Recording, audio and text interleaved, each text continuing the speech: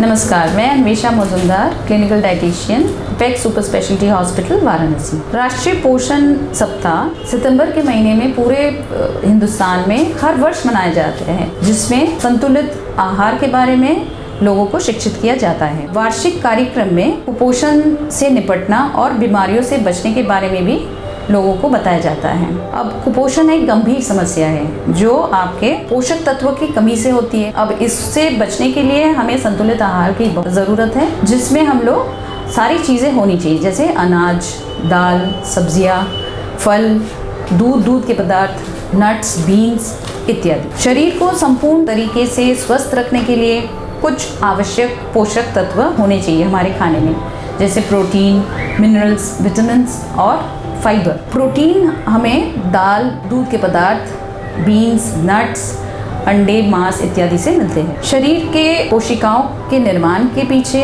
रोग प्रतिरोधक क्षमता बनाने के लिए और मांसपेशियों की वृद्धि के लिए प्रोटीन का बहुत बड़ा रोल है। विटामिन्स विभिन्न जैविक प्रक्रियाओं में मदद करते हैं और विटामिन ए, बी और डी का एक डेफिशिएंसी आजकल देखा जाए। विटामिन ए स्पेशली अंधेरों में दृष्टि के बेहतरी के लिए सहायता करता है और विटामिन ए से हमारी रोग प्रतिरोधक क्षमता भी बढ़ती है। विटामिन ए जिस खाद्य में पाए जाते हैं वो आपके हरे पत्तेदार सब्जियां हैं और रंग बिरंगी सब्जियां, जैसे गाजर, कोहड़ा, मीठी आलू इत्यादि। विटामिन डी हड्डी और दांत के स्वस्थ रखने के लिए बहुत ज़रूरी है। विटामिन डी सबसे अच्छे जो सोर्स है वो है सूर्य की रोशनी से हमें सबसे ज़्यादा विटामिन डी मिलती है और कुछ फोर्टिफाइड खानों से, जैसे फोर्टिफाइड मिल्क हो गया, फोर्टिफाइड ऑरेंज जूसेस जो आजकल मार्केट में मिलते हैं, उससे भी हमें विटामिन डी के अच्छे सोर्स मिलती है। विटामिन बी कॉम्प्लेक्स जो है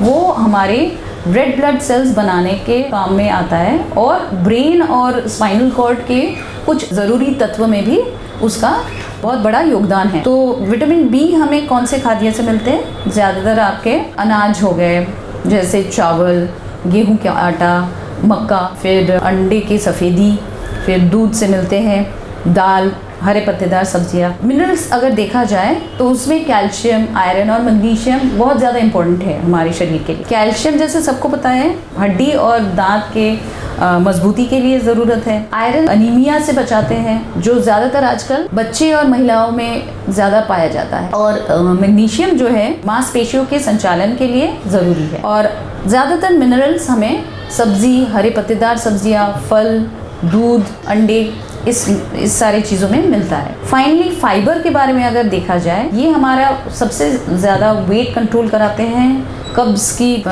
कोई भी समस्या वो दूर करते हैं और पाचन तंत्र की सही फंक्शनैलिटी में फाइबर हेल्प करता है। और फाइबर हमें कहाँ से मिलता है? जैसे सब्जी, आपका फल, दाल, मोटे अनाज, ये सबसे फाइबर मिलता है। तो आखिर में मैं यही कहूँगी कि संतुलित आहार सबको लेना चाहिए और अच्छी जीवन शैली बनाए रखना चाहिए, ताकि आप बहुत दिनों तक स्वस्थ रहे और निरोग रहे। धन्यवाद।